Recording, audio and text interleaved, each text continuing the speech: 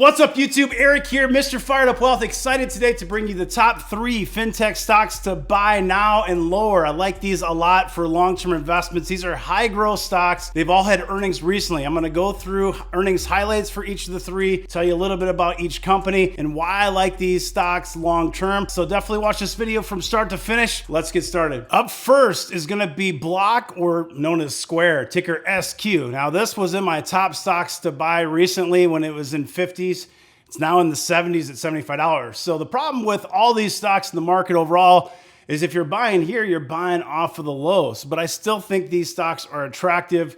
They're stocks that you have to dollar cost your way in over a period of time. So Block right now does not have a PE ratio. You have to note this is in the ARK. So ARK is heavily shorted. In fact, this stock has a 4.87% short interest still. You can see that the 52-week range, 51.34, the high was 241.50. So this is one that's been crucified like a lot of these. This last earnings report was pretty good. Let me show you a couple of the numbers. Okay, so Block reported earnings here recently, and since then the stock has ripped from the 50s.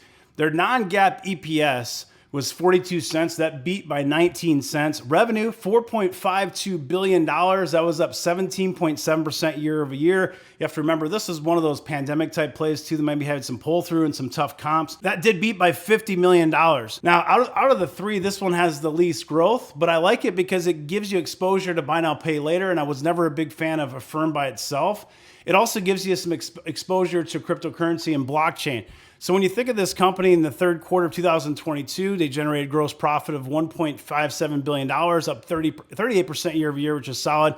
Cash App generated gross profit of $774 million. That's up 51% year over year off of what I would consider pretty high comps. So Square generated gross profit of $783 million. That's up 29% year over year. So very solid quarter. Cash App Card has significant momentum, has scaled to more than 35% of our monthly actives. In September, there were nearly 18 million Cash App actives, up more than 40% year over year. So you're seeing some acceleration there. And their point of sale solutions are purpose-built for specific verticals. You see it in restaurant. They integrate with companies like Olo and Toast and so on. They also compete in certain areas, but you can see here Square for restaurants. They've got retail, they've got appointments, and that grew gross profit more than 45% year over year. This is their Cash App ecosystem. You can see growth here, September 2020, 25%. Every year it's grown 25, 29, and 36%, seeing some acceleration there. You can see gross profit accelerating nicely here from Q3 of 2021. That 43%, 47%, and so on. But these numbers are getting higher all the way up to $1.57 billion in the gross profit. So in their forward-looking commentary, you can see their gross profit, 38% year-over-year growth, Q3 2022. They expect 37%. You can see the numbers here, 46%. But overall, this company has a lot of exciting things going for them. I've been in this stock since 2017. I like this stock, especially when it was in the 50s. I still think it's attractive if you're a long-term investor and you dollar cost your way in. The ticker on this one is SQ for Square. It's now Block, SQ. Number 2 is Bill.com. Now, this stock I do like a lot. It's in my top 20 cloud stocks. You can check that video out by joining Patreon/FiredUpWealth. The $10 tier will get you access to all the exclusive videos, including that top 20 cloud stocks videos and a ton of other information, videos, write-ups, podcasts, all kinds of stuff. And we also have the elite community where you can join us in Discord. Now, Bill.com is up 5.9%. And this is bounced off of 89.87 for the 52-week range. That was the low. It got there, basically, it got there in May and June, kind of got back in these same levels in the 90s, and now it's up significantly. So you have to be careful chasing these stocks. I personally do not own this one. I do own Square, and I do own some of the next one. We'll talk about the third one here in a second. I don't own this one because for me personally, I always wanted it a little bit lower, and it never got there. With that said, the growth is very impressive. So their recent earnings here, this is Q1 non-GAAP EPS, 14 cents, beat by 8 cents. Revenue of $229.9 million. That's up 97.5% year over year growth. So when you get 100% year over year growth, there's only a few stocks that are in that tier, and this is one of those. Now, this is going to be labeled as SaaS, although it's not really a true SaaS model, but you have to look at things like EV/NTM revenue, Rule of 40, all those different things. I'll go over those metrics here in a second. But they did beat on that revenue by $18.98 million. And more importantly, they raised outlook. Okay, so Bill.com, EV/NTM revenue, 9.8x. That's still pretty expensive in my opinion, especially when you look at some of its peers that have that true SaaS. that built in the cloud for the cloud, true recurring revenue model. So these guys aren't going to have a net-based dollar retention because it's not the same as regular SaaS. It's more consumption-based, but I still do like this business. It's harder for me to value it than some of those other cloud and SaaS names. So the rule of 40 on this, and this is why it's so attractive, and the fact that they're raising their guidance, 96%. Anything over 40 is considered very good, and this is at a 96%. The other positive here is their free cash flow is 2% positive. That means they're not burning cash, and that's a good thing in this type of environment. Now, one thing that does cause concern for me, part of the reason I've been hesitant to pull the trigger, they're champions of small and mid-sized business. So you think of SMB, if we go into a recession, small and medium-sized businesses are generally impacted more in a recessionary period. And so what does that look like? But at the same time, these guys are raising their outlook. So they're definitely crushing it. They're doing very well, probably better than many people would have expected, maybe including me. And I have to keep it on my radar. So it's on my watch list. I definitely would like to add this to the portfolio at some point, but I don't own it right now. Their mission's to make it simple and to connect and do business, simple enough. So they've got this all-in-one platform, and we're focused on fintech here today. So they've got their spend management. You can see accounts receivable, payments, accounts payable. Again, small and medium-sized business. That's the focus here, and could be a concern depending on what happens, but at the same time, they seem like they're doing well.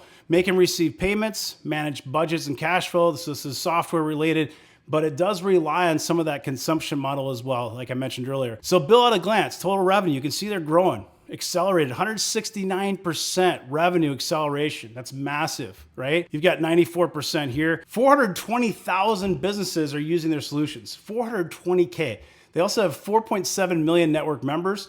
These guys have scale, and I think there's a lot of room for growth. This is one of those that could easily be a bagger. It's not cheap. Now here, they're showing 131% now net dollar retention rate. And that you can see here, there's a number 2 behind it. So approximately 4.7 million Bill Network members have paid to receive funds electrically using platform.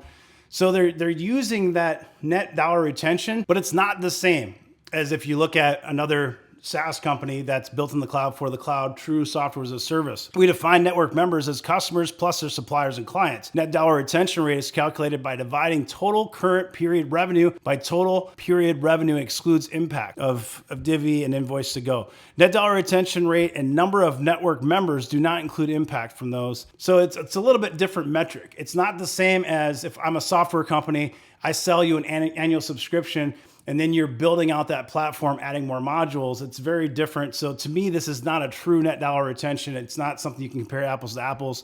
Gross margin non-GAAP, 86%. So that does fall in that software category where you have that 80 to 90% margin. So that's really good.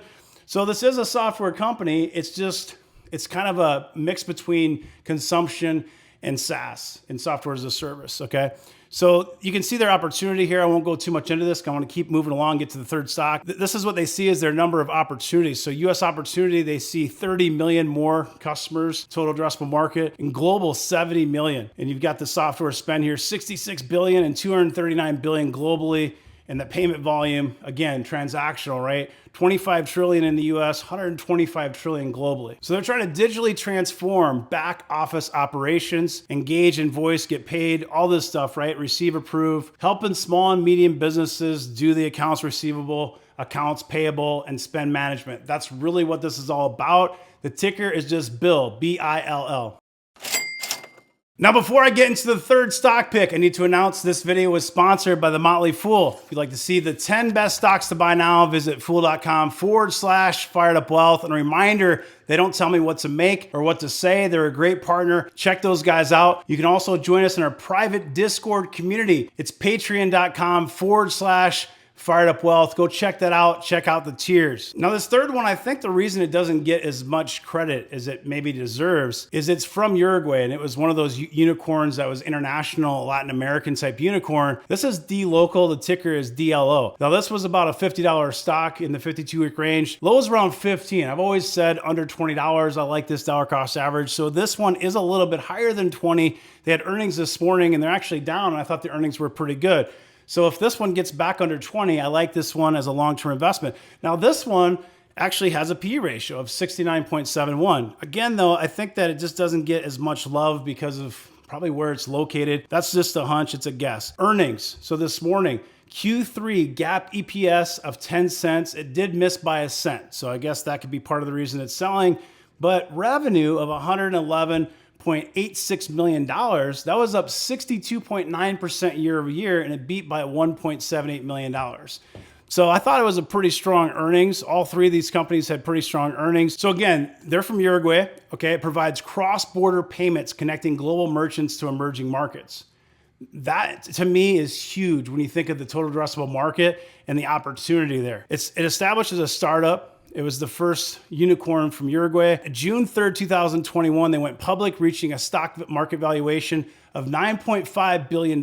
So 18 months later, and their market cap is now $6.56 billion. So, especially if this thing gets closer to that $5 billion market cap, I like it a lot. You think of a company like this to 10x, go from 5 billion to, say 50 billion, it's very possible. Let's look at a couple of slides here from this morning's earnings presentation. Okay, dLocal, building the best financial infrastructure for emerging markets. One-stop shop in emerging markets, 39 countries, 700 local payment methods, 2 billion plus consumers unlocked, and they've got APIs to integrate with other applications. Now, this one has a net revenue retention rate, according to the slide, of 152%. You can see 63% year-over-year growth on the revenue, gross profit up 56%, adjusted EBITDA up 58%. Very strong numbers. I'm actually surprised the stock's not higher, but maybe there's more to it. I have not listened to the earnings report. Maybe there's more to it. Revenue by region, and this is what I really like about it. It gives me some international exposure. So you see some of this growth. Africa and Asia, 312% year-over-year growth, delivering unparalleled growth, 22% of their revenue. And I think countries like that have a lot of room to grow, especially as the internet unlocks.